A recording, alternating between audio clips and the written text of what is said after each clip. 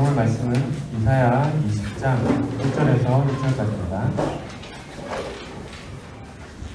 이사야 20장 1절에서 6절까지 말씀입니다. 구약 989페이지 정도 되네요. 구약 989페이지 이사야 20장 1절에서 6절까지 읽겠습니다. 제가 한 절, 그 다음에 선생님들이 한 절, 여러분들이 한 절, 그 다음에 마지막 절은 합독하도록 하겠습니다. 아수르의 사르본 왕이 다르단을 아스돗으로 보내매 그가 와서 아스돗을 쳐서 취하던 해니라.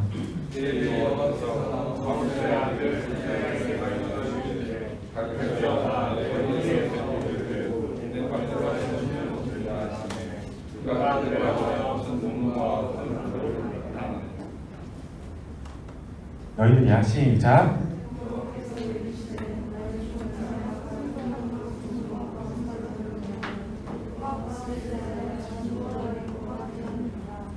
이와 같이 애굽의 포로와 구스에 사로잡힌 자가 아수르의 왕에게 끌려갈 때에 젊은 자나 늙은 자가 다 벗은 몸과 벗은 발로 볼기까지 드러내어 애굽의 수치를 보이리니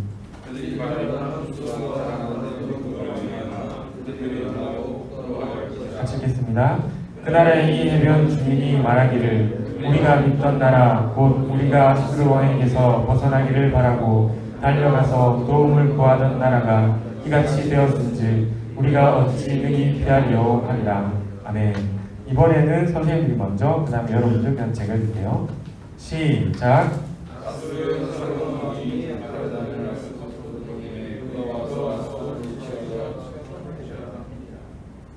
그때 여호와께서 아모스의 아들 이사야에게 말씀하여 이르시되 갈지어다 내 허리에서 배를 끌고 내 발에서 신의 벗을 지니라 하시니 그가 그대로 하여 벗은 몸과 벗은 발로 다니니라.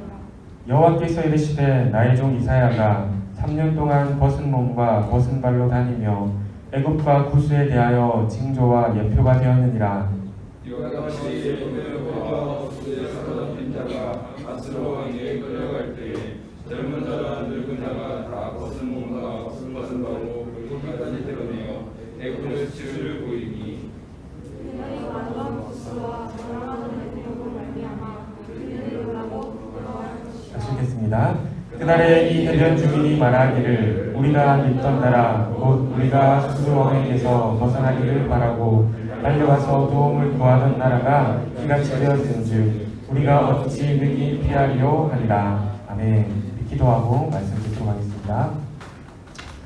여호와께서 이르시되 나의 종 이사야가 3년 동안 벗은 몸과 벗은 발로 다니며 애굽과 구스에 대하여 징조와 예표가 되었느니라. 하나님 우리를 위해 기도한 민우를 주님 축복하여 주시옵소서. 민우의 기도를 들으시고 속히 응답하여 주시옵소서. 민우의 인도자가 되시는 주님, 민우의 마음과 소원을 아시오니 옳은 길로 인도해 주시옵소서. 신실하신 하나님을 닮아 성실한 매일매일을 보내게 하여 주시고 선지자의 믿음으로 당장 눈에 보이는 것에 멈추지 않고 되어질 하나님의 일에 집중하는 민우 되게 하여 주시옵소서.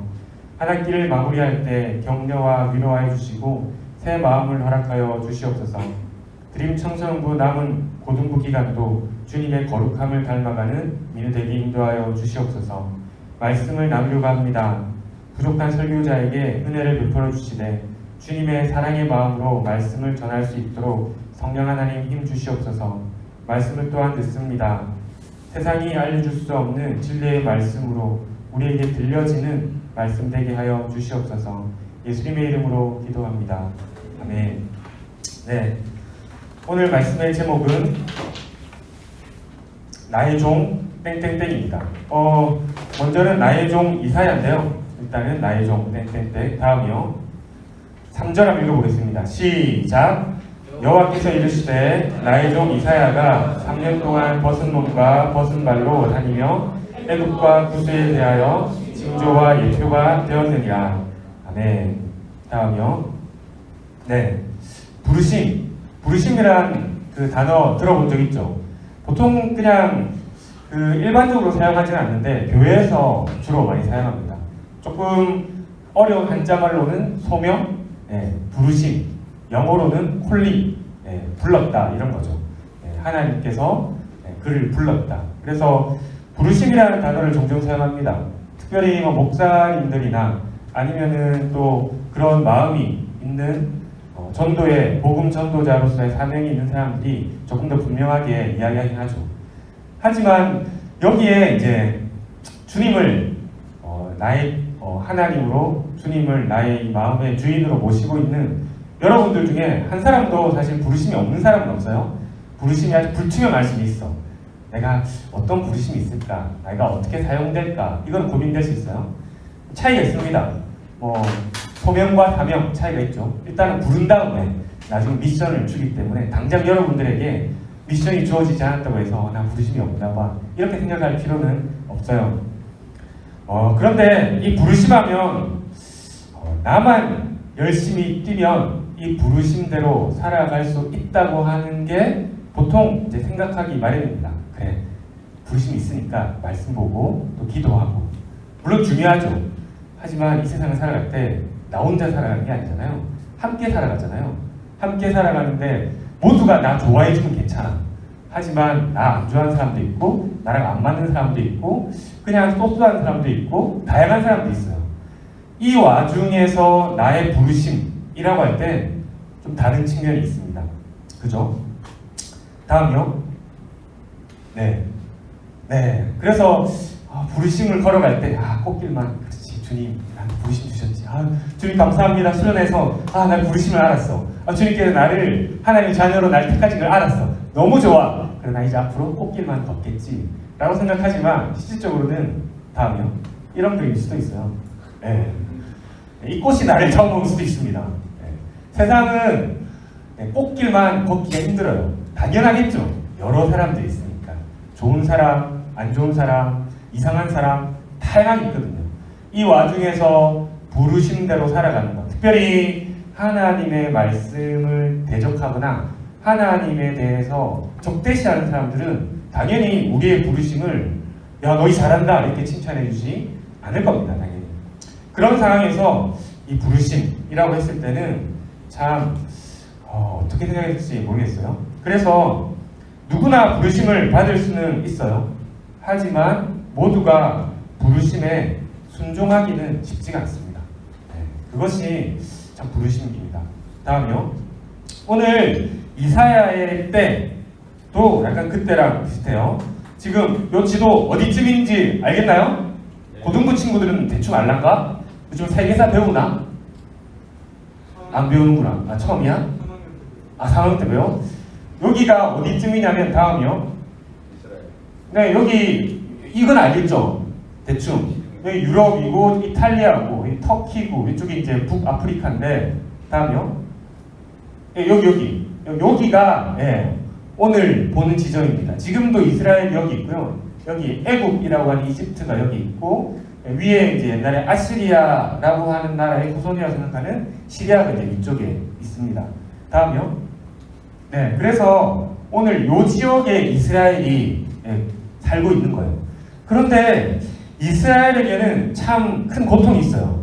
왜냐하면 항상 전통의 강호 애굽이 밑에 있어요. 애굽이 그때 당시에는 큰 나라였거든요. 이집트가. 이 나라에 항상 눈치가 보여. 그런데 위에는 또 어떤 나라가 있었냐? 아시리아라고 하는 또 큰 나라가 있었어요. 항상 저 지역에는 주인은 좀 바뀌었어요. 뭐 나중에 아시리아 하다가 나중에 또 페르시아라고 하다가 나중에 또 바빌론이라고 하다가 여러 나라가 있었지만 주인은 바뀌었지만 항상 저기가 강대국들이 있었습니다. 왜냐하면 저기가 이제 그 문명 발행지니까 당연히 큰 나라들이 있었죠. 그러니까 이스라엘 중간에 있거든요. 우리나라랑 비슷해요.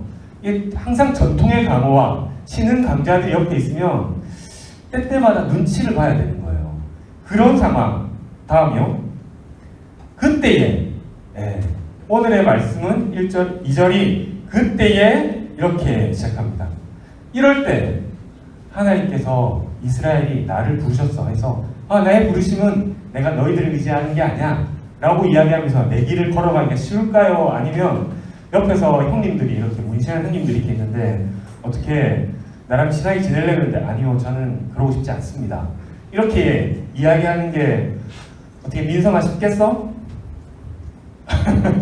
민성이는 쉬울 수 있을 것 같긴 한데 예. 그러나 우리 병준이는 쉽지 않을 수 있을 것 같아. 예. 그러나 쉽지 않습니다. 당연하죠. 왜냐하면 강하니까. 그런 눈치를 항상 봐야 되는 때에 오늘 뭐라고 하냐면 2절에 읽어보겠습니다. 시작. 그때에 네, 시작. 그때에 여호와께서 아모스의 아들 이사야에게 말씀하여 이르시되 일제어다 내 허리에서 배를 끄르고 내 발에서 신을 벗을지니라 하시네. 그렇게 지금 눈치 봐야 되는 그때에 뭐라고 하냐면 네가 허리에서 배를 끄르고 배를 벗어버리고 배옷을 벗어버리고 그 다음에 내 발에서 신을 벗어라. 아니 지금 옆에 강한 사람이 있으면 나도 문신해야 될 것 같고 나도 이렇게 전투복 입어야 될 것 같고 나도 무기를 장착해야 해도 내가 저 대상들과 어떻게 비등비등해지냐 안 지냐인데 지금 이사야에게 하나님 명령하시는 것은 그때에 네가 네 신을 벗고 네 배옷을 끌어버려라 벗어버려라 이렇게 얘기합니다. 이사야가 참 난감하겠죠. 그런데 여기서 그치지 않습니다. 그렇게 하시면서 요구하는 것이 뭐냐면 다음이요. 읽어보겠습니다. 시작. 끌려갈 때에 젊은 자나 늙은 자가 다 벗은 몸과 벗은 발로 볼기까지 드러내어 애굽의 수치를 보이리니. 지금 이사야에게 말하면서 네가 그렇게 3년 동안 해 하면서 그냥 팬티만 입고 3년 동안 돌아다니는 겁니다. 하나님의 말씀이 접니다 이렇게 하면 돌아다니는 거예요. 하면서 사람들이 재밌네 라고 할 수 있죠. 서커스 안에. 근데 그게 아니라 여러분들이 이렇게 될 겁니다 이렇게 되는 거예요. 지금 안 그래도 주변의 형님들 때문에 힘들어 죽겠는데 거기서 이것저것 다 털리고 지금 팬티만 입고 돌아다녀야 되는 게 앞으로 너희들의 인생이야 라고 이야기하면 그래 그렇지 형제님 자매님 우리 함께 기도합시다 이렇게 할까요? 아니면 듣기 싫을까요? 듣기 싫죠. 아니야 네가 어떻게 지금부터 우리가 잘 준비하면 저들과 맞설 수 있어. 아니면 우리가 지금부터라도 더 큰 형님들의 기대면 혹시나 아시리아에 기대면 애굽이 우리 못 덤빌 거고 애굽에 우리가 기대면 아시리아에 못 덤비지 않을까? 우리가 그 힘을 얻으면 되지 않을까? 라고 이야기할 수 있겠죠. 그런데 아니야 다 의미 없어. 너희들 나처럼 될 거야. 그 전에요. 그럴 때 그렇게 말씀하셨을 때 뭐라고 하냐면 하나님이 아모스의 아들 이사야에게 이렇게 말씀하십니다. 다음이요. 그러게 제가 이사야의 이 오늘 말씀을 묵상하면서 그렇게 전할 때 그래 어쩌면 그런 거 있잖아요. 다른 사람은 못하지만 내가 하나님 말씀 내가 부르심 받았어. 그러니까 내가 좀 더 특별하게 내가 미친 퍼포먼스를 보여줄게 이러면서 3년 동안 하면 한편으로는 조금 이스라엘에 대해서 좀 서글프긴 하지만 한편으로는 왠지 나의 인지도는 엄청 올라갈 것 같아. 이사야의 입장에서. 왜냐하면 다른 사람들이 보여준 퍼포먼스가 아니잖아요. 네. 다른 사람이 말한 예언이 아닙니다. 그러니까 이사야의 인지도는 아마 거의 실검 1위일 거예요. 3년 내내. 네. 그런 상태에 있으면 어쩌면 이사야의 입장에서 그렇게 나쁜 건 아니지 않을까? 네. 나라는 망해도 내 인지도는 쌓으면 나중에 애굽에서나 아시리아에서 아주 실력 있는 예언자로 초임받지 않을까? 이런 생각을 할 수 있는 거죠. 그런데 이사야에게 말씀하신 하나님의 마음은 그런 것이 아닌 것 같습니다. 하나님은 이사야를 통해서 하시고자 했던 것은 야 너희가 앞으로 저렇게 될 거야. 지금 이사야처럼 너희가 그렇게 될 텐데 지금 이곳에서 너희가 하나님을 그럼에도 불구하고 온전히 신뢰하면서 걸어가야 돼 라고 이사야에게 말씀하시는 거예요. 지금 제가 만일에 이사야였으면 조금 전에 말씀한 것처럼 자 3년 동안 하고 나면 앞으로 70년은 나는 아시리아에 살아야지 나는 미국 가서 살아야지 아니 나는 좋은 데 가서, 왜냐면 난 충분히 했잖아. 하나님 말씀대로 충분히 3년간 내가 부르심받아 했어. 그런데 이사야에게 요구하시는 것은 네가 앞으로 70년 동안에도 이 백성들과 함께 그 마음으로 거하면서 그들의 수치를 동시에 먹으면서 그렇게 보내라, 이렇게 얘기할 겁니다. 이사야가 이 마음이었으면 정말 서글펐을 것 같아요. 그런 거 있잖아요. 우리가 꼭 그런 거 있잖아요. 저기 선생님이나 부모님이 야, 너 그래, 너 그럴 줄 알았다. 너 예전에 내가 분명히 말했지, 너. 그런데 너가 지금 실수하고 지금 잘못하는 게 내가 그럴 줄 알았어. 이렇게 이야기할 때 그 마음에 어떤 그 울분과 분노 같은 거 있잖아요. 아니면 여기 또 누나나 또 형들이나 또 오빠나 언니 중에 동생이 있으면 으이그 내가 너 그럴 줄 알았다고 막 이렇게 하고 싶을 때가 있잖아요. 그럴 때 아주 사랑하는 마음, 그래 내가 그 너의 그 실수를 내가 보듬을게, 이런 마음이에요? 아니면은 하여튼 안 되겠어 쟤는, 약간은 좀 분노하는 마음이에요. 네. 나만 나쁜 놈 되는 건가? 네. 저는 제 동생 때 그런 마음이 들어요. 그래 아이고 내가 하여튼 이러면서 쟤랑 나랑은 다른 사람처럼 쟤의 어떤 것을 나한테 묻히고 싶지 않아, 이런 마음이잖아요. 그런데 하나님께서 이사야에게 요구한 마음은 아니야, 쟤들과 함께 너도 동일하게 그 수치를 먼저 당하지만 그러나 앞으로도 그 수치와 함께 70년 동안, 물론 이사야가 70년 못 살 수 있어요. 70년 동안 살아내야 한다라고 말씀하시는 겁니다. 그렇게 하니까 부르심이라고 하는 것이 너무 부담스러워. 그냥 내가 한번 열심히 잘하고 그 다음부터는 하나님께 칭찬 딱 받으면 좋은데, 그런 것이 아니라 하나님께서 잘못한 그들과 함께 수치, 부끄러움을 같이, 우리 그런 데 하잖아요. 요즘에 묻힌다고. 쟤 묻히지 마, 쟤 이미지 나한테 묻히지 마 그러잖아요. 그런데 알고 있어, 모르면 괜찮아, 쟤가 저렇게 될 줄 몰라, 이런 괜찮은데 알고 있어 쟤가 저렇게 될지, 알고 있는 것도 답답한데, 그런데 내가 퍼포먼스로 아니면 내가 교육으로 가르쳐줬는데 그런데도 불구하고 내가 그 친구와 함께 그 사람과 함께 부끄러움을 같이 묻혀야 돼. 그 마음이 하나님께서 이사야에게 하신 마음이구나. 이러면 부르심이라고 하는 것은 참 어려운 것 같아요. 네. 저도 그럴 때 있습니다. 주님, 그냥 제가 말하고 말면 안 될까요? 네. 주님, 그냥 제가 좋은 교육하고 그냥 말씀 한번 잘 전하고 하면 깔끔하게, 아니 나이스하게 좋지 않을까요? 그런데 주님이 자, 그래 잘했어, 너 이제부터는 저 사람과 함께, 저 친구와 함께 수치를 먹고 어려움을 함께 나누고 그들의 힘듦을 같이 네가 먹고 마셔, 이렇게 할 때는 주님, 야, 그거는 저도 먹고 살면 봐요, 이렇게 이야기할 수 있잖아요. 쉽지 않습니다. 그런데 그렇게 했을 때 다음이요. 읽어보겠습니다. 3절 시작. 여호와께서 이르시되 다니며 애굽과 구스에 대하여 징조와 예표가 되었느니라.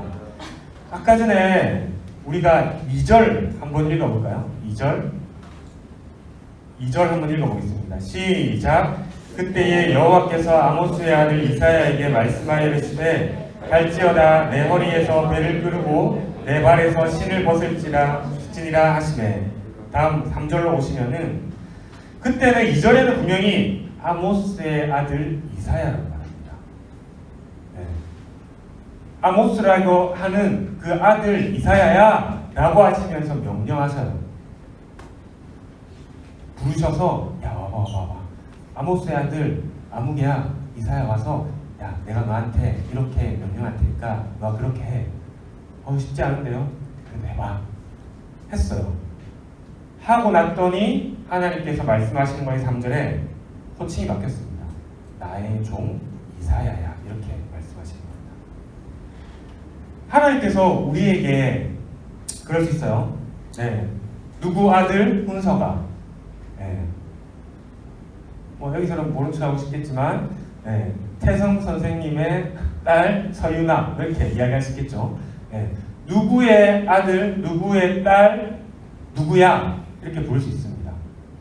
그렇지만 그거는 그 아빠, 그 엄마, 그 사람과 그 누구와의 관계잖아요. 나와의 관계가 아니에요. 그런데 하나님의 말씀대로 순종하고 그 말씀대로 순종한 것뿐만 아니라 하나님의 그 마음으로 그것을 순종했더니 하나님께서 하시는 말이 나의 종 이사야야 이렇게 이야기하시는 것이죠.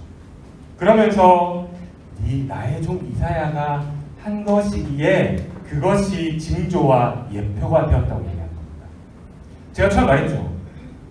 주님의 마음으로 안 했으면 그냥 멋진 퍼포먼스 한 거예요. 한번 내가 후련하게 한번 그냥 갈긴 거죠. 예. 그냥 내가 엄청난 거 한번 영끌에서 진짜 영혼까지 끌어모아가지고 한번 한 겁니다.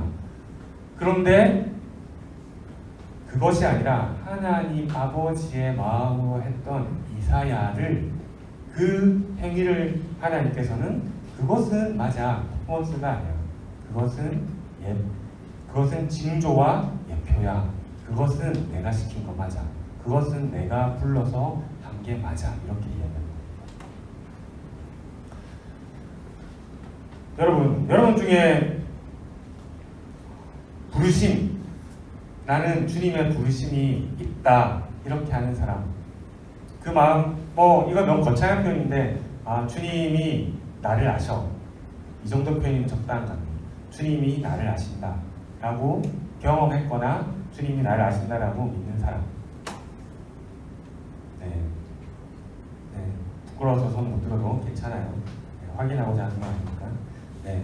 주님께서 여러분들을 아십니다. 네. 주님께서 여러분들을 누구의 아들, 딸도 알지 않고 나의 딸, 나의 아들로 주님께서 알고 계십니다. 그럴 때 우리가 주님 앞에 가져야 될 것은 다음으로 요거 마음의 자세. 글자가 뭐예요? 되게 작게 적었어요. 왜냐면 이 마음의 자세라고 하는 건 되게 안 보이거든요. 되게 작아요. 그냥 멋지게 퍼포먼스 한번 하고 하고 하는 게 훨씬 간단하고 확실하게 보이는데 마음의 자세라고 하는 게 잘 안 보입니다. 너무 중요한데 잘 안 보여요. 그 마음의 자세를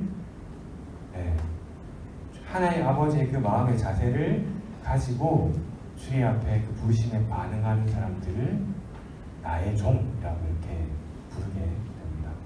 다음요. 이것은 비단 이사야뿐만 아닙니다. 사도 바울에도 동일하게 이야기하는, 사도 바울이 이렇게 이야기하죠. 읽어보겠습니다. 갈라디아서 1장 10절 시작.